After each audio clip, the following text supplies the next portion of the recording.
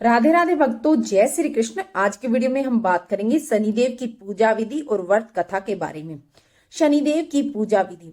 सर्वप्रथम शरीर की शुद्धि हेतु अंजलि में जल लेकर ऐसा कहें, हे अंजलि जल आप गंगा जल बन जाए और मेरे तन को पवित्र करें और फिर उसे अपने ऊपर छिड़क लें। इसके बाद गणेश जी का सुमिरन करें और उन्हें प्रणाम करें।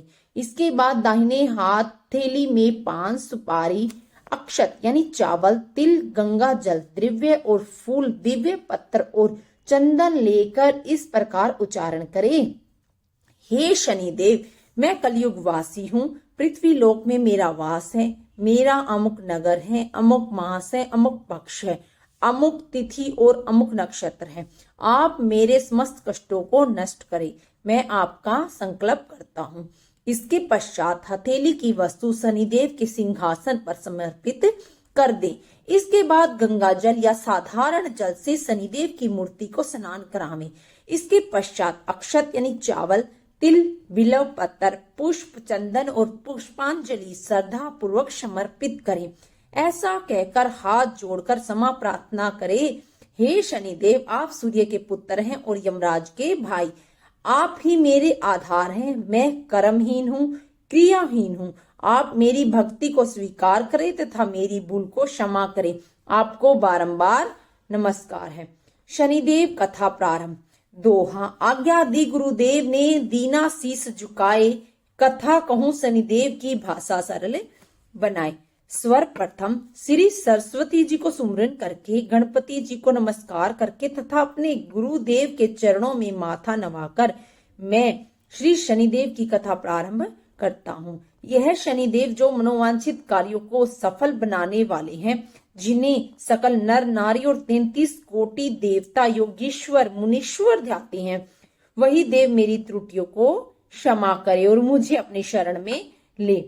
मेरे मन में आपके प्रति आघात प्रेम है। यह बात सर्वविदित है कि जो लोग शनिदेव को ध्याते हैं उनके सकल मनोरथ सफल होते हैं तथा जो ऐसे देव को भूल जाते हैं वे इस संसार में महान दुख पाता हुआ नरकगामी हो जाता है और अगले जन्म में पशु की योनि में जाता है। जो कथा मैं तन मन धन से कहने जा रहा हूँ उसे आप भी सच्चे मन से ग्रहण करें। एक बार संसार में चारों ओर पूजे जाने वाले नवग्रह एक स्थान पर एकत्रित हुए, परस्पर विधि प्रकार से वार्तालाप करने लगे। जब बात घूमती हुई उस स्थान पर आ पहुंची कि हम 9 ग्रहों में सबसे बड़ा और सर्वाधिक पूजनीय कौन देव है, तो प्रत्येक ग्रह देवता अस्वम को बड़ा कहने लगे। इस बात पर जब बहुत देर तक वाद विवाद होता रहा और कोई निर्णय नहीं हो सका, तो यह तय हुआ कि चलकर इंद्र से इसका निर्णय कराना चाहिए। अतः वे 9 के 9 ग्रह इंद्रदेव के समक्ष उपस्थित हुए। उन सब की बातें सुनकर इंद्रदेव भी सोच में पड़ गए। किसे छोटा कहूं और किसे बड़ा, किसकी श्रद्धा का पात्र बने और किसके कोप का भाजन। अंत में सोच समझकर निर्णय न करते हुए वह बोले, मैं अल्प बुद्धि इस बात का निर्णय करने में असमर्थ हूँ।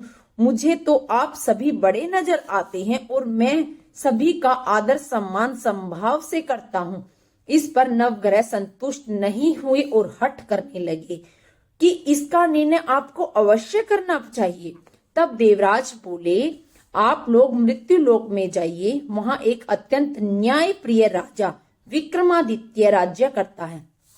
आप उनके पास जाइए, वह अवश्य आपका कोई न कोई उचित निर्णय कर देगा। इंद्र से निराश होकर नवग्रह मृत्यु लोक में जाने को तत्पर हो गए। देवराज इंद्र ने जब उन्हें वहां से जाते देखा तो प्रसन्न होकर चैन की सांस ली। इस धर्म संकट से निकलना उनके लिए सचमुच ही कितना दुष्कर था, पर अपनी चतुराई और अपने ऊपर आए संकट को राजा विक्रमादित्य के ऊपर टाल दिया। उज्जैन नगरी की उन दिनों सारे भारत में धाक थी। एक तो वहां राजा विक्रमादित्य के दरबार में बड़े बड़े ज्ञानवान लोगों का सम्मेलन होता रहता था, दूसरे उस न्याय प्रिय राजा के न्याय से उज्जैन नगरी का सारे भारत में ढंका था। स्वर्ग में जब नवग्रहों का निर्णय न हो पाया तो अपने अपने विमानों पर आरूढ़ हो मृत्यु लोक में आ पहुंचे। ठीक उस समय जब राजा विक्रमादित्य का दरबार ठसाठस भरा हुआ था, नवग्रह को इकट्ठा देखकर विक्रमादित्य अपने सिंहासन से उठ खड़े हुए और सभी देवों को सम्मान पूर्वक आसन ग्रहण करने को कहा। किंतु राजा के इस सम्मान को किसी भी ग्रह देवता ने स्वीकार नहीं किया। जब विक्रमादित्य ने प्रश्नवाचक दृष्टि से उनकी ओर देखा तो बृहस्पति देव ने आगे बढ़कर दृढ़ स्वर में कहा, हे राजन, हम यहाँ पर तब तक आसन ग्रहण नहीं करेंगे जब तक आप हमारा यह निर्णय नहीं करेंगे कि हम लोगों में सबसे बड़ा कौन है। राजा अपने ऊपर आए इस धर्म संकट को देखकर पल भर में तो घबरा गया, परंतु शीघ्र ही उसने स्वयं को संभाल लिया। उसने अपने मन में एक युक्ति सोच ली। दरबार में छोटे छोटे आसनों की एक पंक्ति प्रवेश द्वार तक चली गई।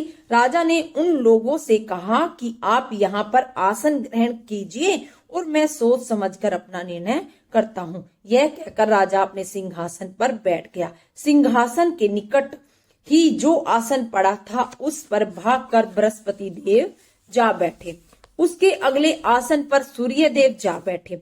सूर्य के निकट ही चंद्रमा और फिर इस क्रम में बुध, मंगल, राहु, केतु इत्यादि ने भी अपना आसन ग्रहण कर लिया। पंक्ति में 8वें थे भार्गव, किंतु उन्हें भी संतोष था कि इसके बाद शनिश्चर बैठेंगे। किंतु आसन प्रवेश द्वार के समीप होने के कारण और सबसे अंत में होने के कारण शनिदेव उस पर नहीं बैठे। राजा विक्रमादित्य ने सोचा था कि जो ग्रह उस अंतिम आसन पर बैठेगा वह उसी को विनय और दयाशील के आधार पर बड़ा कह देगा। पर यहाँ तो बात ही दूसरी हो गई। शनिदेव अति क्रोधी और विकट स्वभाव के देवता हैं। जब वह नहीं बैठे तो 8 ग्रह खिलखिलाकर हंस पड़े। अपना इस प्रकार अपमान होते देखकर शनिदेव की आंखें क्रोध से लाल हो गई और भ्रिकुटी तन गई। क्रोध से कांपते हुए बोले, राजन, मुझसे बैर लेके तुमने अच्छा नहीं किया। क्या समझकर तुमने मुझे इस प्रकार से अपमानित करना चाहा और क्यों मुझे तले बिठाना चाहा? चांद ग्रह का प्रभाव 2.25 दिन तक रहता है और सूर्य, शुक्र और बुध का प्रभाव केवल आधा मास, सोम और मंगल 2 मास, गुरु 13 मास, राहु और केतु 18 मास रहते हैं, जबकि मैं 7.5 वर्ष तक रहता हूँ। इसीलिए हे राजन, अब तू सावधान हो जा। तूने मेरा जो अपमान किया है उसका दंड तुम्हें अवश्य मिलेगा। राजा के कुछ दिन तो आराम से बीते, लेकिन शीघ्र ही शनिदेव की कोप दृष्टि फिरी और राजा पर 7.5 आ गई। उन्हीं दिनों एक व्यापारी कुछ घोड़े बेचने के लिए उज्जैन नगरी में आया। सुंदर सुंदर घोड़े देखकर राजा का जी ललचा गया। राजा ने उन्हें खरीदने का आदेश दिया। घोड़ों में एक घोड़ा भंवर नाम का था। राजा उस पर चढ़कर देखने लगे। राजा को बड़ा अचंभा हुआ। घोड़ा एक भयानक जंगल में राजा को पटक कर अंतर्ध्यान हो गया। राजा अकेले उस वीरान जंगल में भटकने लगा। साय के समय जब उसे प्यास बहुत सताने लगी तो वह जोर जोर से चीखने लगा। उधर एक पगडंडी से एक ग्वाला उसके अपने गांव की ओर जा रहा था। वह राजा की आवाज सुनकर रुक गया। राजा उसके पास गया। ग्वाले ने उसकी व्यथा जानकर उसे निकट की नदी से पर ले जाकर पानी पिलाया। पानी पीने के बाद राजा स्वस्थ हो गया और प्रसन्न होकर उसने ग्वाले को अपने हाथ की एक अंगूठी उतार कर दी और उससे कहा कि मैं उज्जैन नगरी का रहने वाला हूँ और यहाँ रास्ता भटक गया हूँ, तुम मुझसे रास्ता दिखाओगे। तब ग्वाला उसे अपने साथ गांव ले गया। वहां एक मिष्ठान की दुकान पर राजा ने मिठाई खा पीकर भूख मिटाई और दुकानदार को भी एक अंगूठी तार कर दे दी। दुकानदार के पूछने पर उसने उससे भी यही कहा कि वह उज्जैन नगरी का रहने वाला है और उसका नाम विक्रमादित्य है। फिर वह दुकान के बंद होने तक वहीं बैठा दुकानदार से बातें करता रहा। उस दिन दुकानदार की बिक्री बहुत हो गई। उसने सोचा, यह भाग्यवान पुरुष है जो इसके आने से आज मेरी इतनी बिक्री हुई है। इसीलिए रात होने पर वह उससे बोला कि वह उसके साथ उसके घर चले और साथ ही भोजन भी करे। राजा मान गया। तब वह दोनों घर पर पहुंचे तो दुकानदार की पत्नी ने उनका बड़ा आदर सत्कार किया और अतिथि के लिए विशेष रूप से भोजन तैयार किया। भोजन करते समय एक अद्भुत घटना घटी। जहां राजा भोजन कर रहा था वहां सामने की दीवार पर सोने का एक सतलड़ा हार टंगा हुआ था। उसके पीछे एक चित्र था। सहसा ही वह हार वहां से अदृश्य हो गया। दुकानदार के यहाँ एक बांदी थी। उसने जाकर घर की मालकिन से कहा, वहां खूंटी पर हार नहीं है। जब बात दुकानदार तक पहुंची तो उसने राजा से पूछा। राजा बोला, मुझे तो मालूम नहीं, तुम्हारे और मेरे अतिरिक्त तो यहाँ कोई था ही नहीं। सच सच बताओ, हार कहाँ है? मुझे मालूम नहीं। राजा फिर बोला, मेरे पास कोई हार नहीं है। जब कोई निर्णय नहीं हो सका तो दुकानदार राजा को उस नगर के राजा के पास ले गया। उस नगर के राजा ने जब विक्रमादित्य की भोली भाली सूरत देखी तो बोला, यह व्यक्ति कभी चोरी नहीं कर सकता, और यह कहकर उसने विक्रमादित्य को छोड़ दिया। विक्रमादित्य जब उस नगर में यूं ही इधर उधर घूम रहा था तब उस नगर में एक तेली ने उससे कहा कि वह उसके यहाँ काम कर ले तो वह उसे रहने का स्थान और खाने की सामग्री भी देगा। राजा मान गया और तेली उसे अपने घर ले आया। वहां सारा दिन राजा धाणी पर बैठा उनके बैलों को हाँकता रहता और तेली बाजार में तेल बेच आता। जब वर्षा ऋतु आई और मूसलाधार वर्षा होने लगी तब धाणी पर बैठे हुए विक्रमादित्य ने मौज में आकर ऊंचे ऊंचे स्वर में राग अल्पना आरंभ कर दिया। निकट ही उस नगर के राजा का राजमहल था। वहां खिड़की में बैठी राजकुमारी ने जब राजा का मधुर स्वर में गीत सुना तो अपना दिल हार बैठी। उसने बांदी को पता लगाने के लिए भेजा। बांदी वहां राजा को गाते हुए देखकर लौटी तो राजकुमारी से बोली कि वहां तो कोई अति सुकुमार नवयुवक बैठा मस्ती में आंखें बंद किए गा रहा है।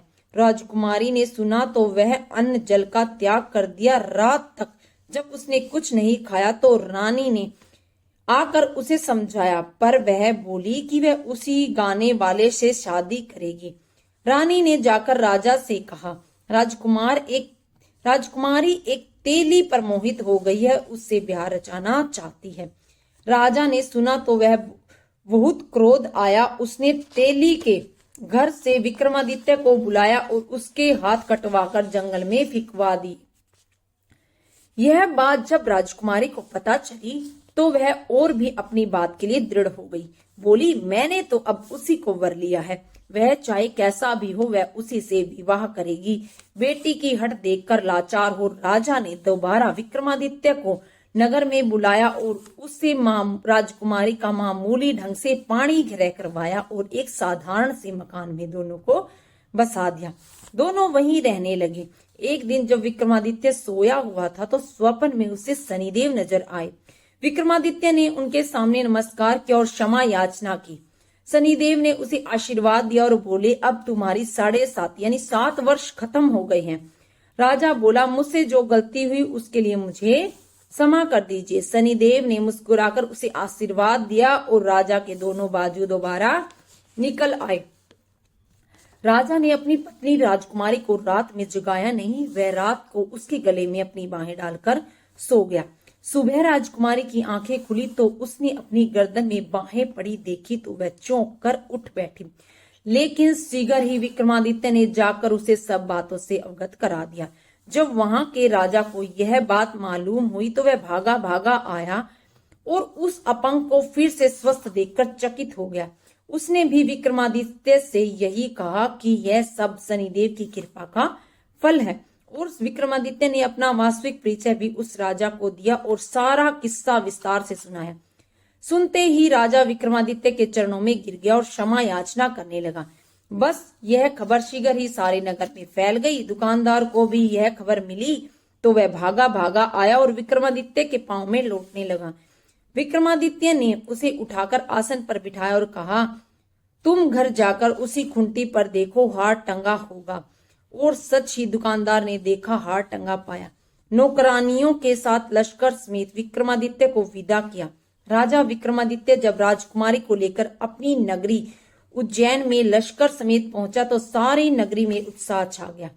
अपने राजमहल में प्रवेश करने से पूर्व विक्रमादित्य ने नवग्रहों की पूजा की और शनिदेव को सर्वोच्च स्थान दिया।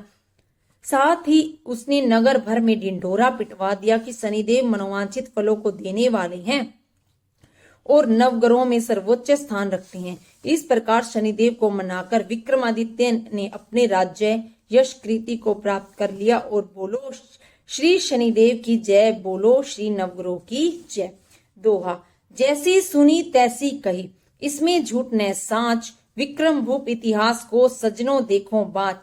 सुने सुनावे शनि कथा, गावे जो चितलाए, सत्य वचन है संत का, बाको संकट जाए। साढ़े साती हटाने की प्रार्थना। साढ़े साती शक्ति के मालिक विनती ये मंजूर करो, अशुभ दृष्टि अब हे शनि देवा मेरे तन से दूर करो। कंपित कर दी काया मेरी, अशुभ साढ़े साती रानी ने, जीवन को अंधेर किया है तेरी शक्ति भवानी ने। सभी ग्रहों की अशुभ शक्ति को हे शनि देवा चूर चूर करो, साढ़े साती शक्ति के मालिक विनती ये मंजूर को। विपत्तियां जो बैठी मुझ पे उनको दूर भगाओ तुम, निर्धनता मेरे घर में विराजी अपने संग ले जाओ तुम। महसे लक्ष्मी मेरे ग्रह में शुभता से भरपूर करो, साढ़े साती शक्ति के मालिक विनती ये मंजूर करो। डेढ़िया और साढ़े साती देवा दोनों तेरी दासी हैं, तेरी आज्ञा से चलती दुख सुख की ये दासी है। दिला दो इनसे दया की दृष्टि, धन और वृष्टि जरूर करो, साढ़े साती शक्ति के मालिक विनती ये मंजूर करो। अशुभ ग्रह को हे शनि देवा मेरा मित्र बना दो तुम, रत्नों से भरा मेरा खजाना सोने छत्र चढ़ा दो तुम। चरणों में है मेरा मस्तक, दुखिया पे दया हजूर करो, साढ़े साती शक्ति के मालिक विनती ये मंजूर करो। आरती श्री शनिदेव जी की। जय जय जय शनि देवा भक्तन हितकारी, सूर्य के पुत्र प्रभु छाया में तारी। जय जय श्री शनि देवा भक्तन हितकारी, श्याम अंक वक्र दृष्टि चतुर्भुज भुजाधारी, नीलांबर धारी नाथ गज की असवारी।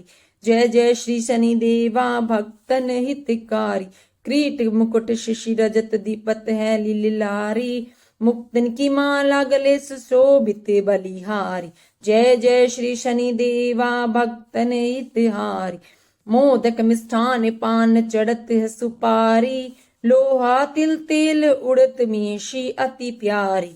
जय जय श्री शनि देवा भक्तन हितकारी, देव दनुज ऋषि मनु सुरत नर नारी, विश्वनाथ धरत ध्यान शरण है तुम्हारी। जय जय श्री शनि देवा भक्तन हितकारी, बोलो श्री शनि देव की जय, बोलो श्री नवग्रहों की जय। राधे राधे भक्तों, जय श्री कृष्ण, हर हर महादेव।